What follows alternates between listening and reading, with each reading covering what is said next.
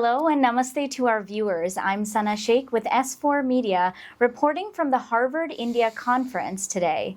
We have an insightful discussion ahead on the future of credit, fintech innovation, and digital financial services. Joining us now is Mr. Anurag Sinha, co-founder and CEO of OneCard. Mr. Sinha, welcome. It's a pleasure to have you with us. Thank you, Sana. It's very happy to be here. Thank you.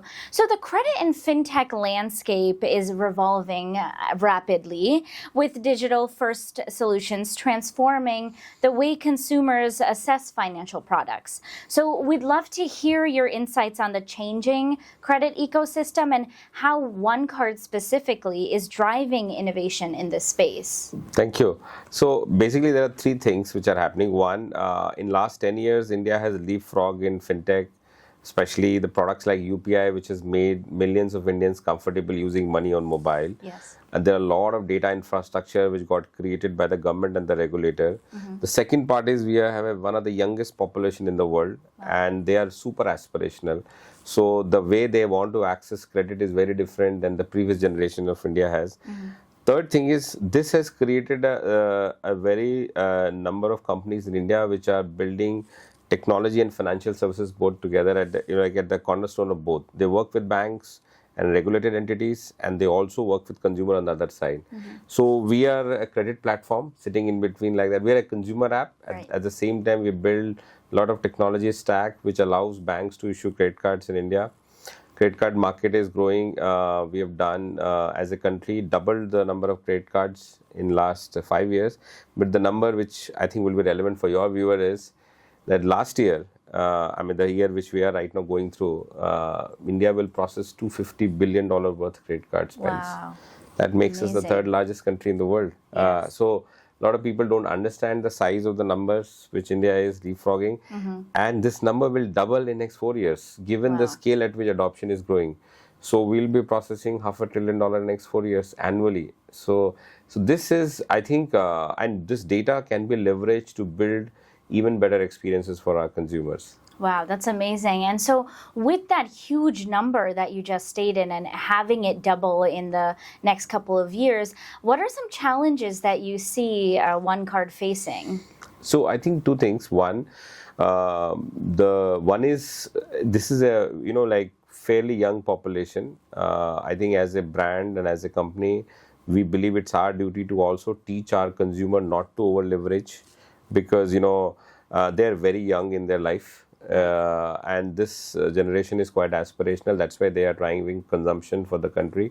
So we actually have a parallel app called OneScore, which allows Indians to track their credit score and guides them how to make a good credit. So I think all of us are doing a bit of that. Second thing is, of course, the regulatory landscape is also emerging. Because like in India, regulator usually focus not only on financial stability but also protecting the consumer, because a lot of Indians are yet to build financial literacy at a large scale. So these two things, we have to be what we call as responsible innovation. We just can't drive scale. We also have to be responsible, because this is a fairly young industry and we are dealing with quite a young set of customers. Yes, of course. And so for aspiring fintech entrepreneurs, what key lessons have you learned from your journey with OneCard?